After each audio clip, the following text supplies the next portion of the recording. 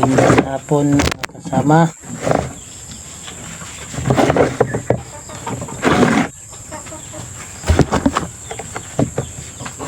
Nagagayat ako dito ng papaya kasi nga gagawa ko ng tinulang manok. Nagkwentuhan muna tayo.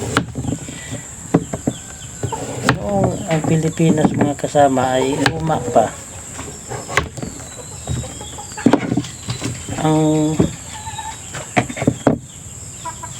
maluto ko noon, makakabili ako sa palengke isang buong manok. Ang tutulahin ko, lulutuin ko na tinula. Ngayon napakalaki na ang pagbabago.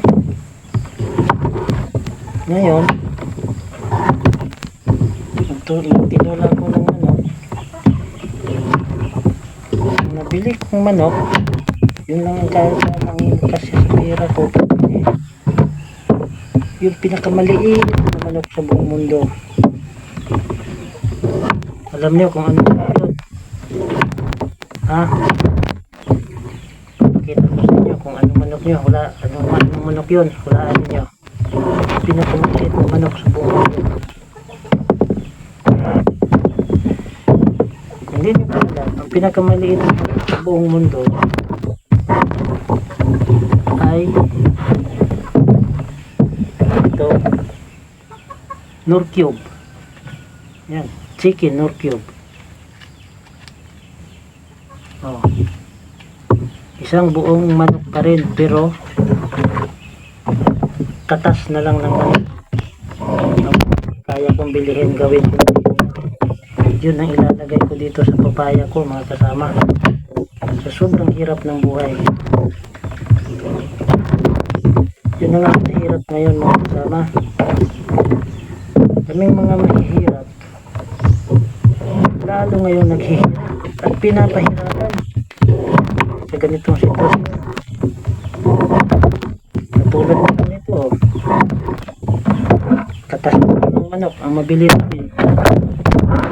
Hindi na yung buo talaga ng manok. Ito sana. Ito na lang tutulahin ko ngayon. Ito, Norcube. Dahil dumating na ang bagong Pilipinas, ito na lang ang kaya kong bilihin sa bagong Pilipinas ngayon. Wala na tayong at nandito na. Kaya nga ang paghihirap noon mas lalong nadagdagan ngayon. Ang mga mahihirap noon mahihirap lang, ngayon pinapahirapan pa.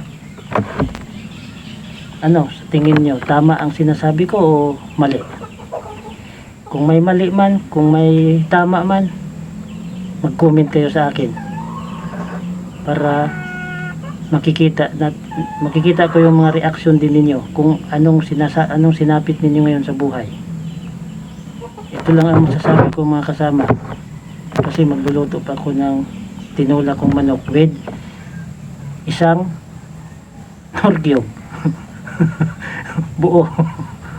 Katas na lang. Wala ng pakpak, wala ng buto, wala ng balat. Hindi na kaya mo bumili ng manok talaga. Ito na lang katas ng manok, isang Norcube. Yun na lang ang gagawin kong tinula na lalagyan ko ng papaya. Kaya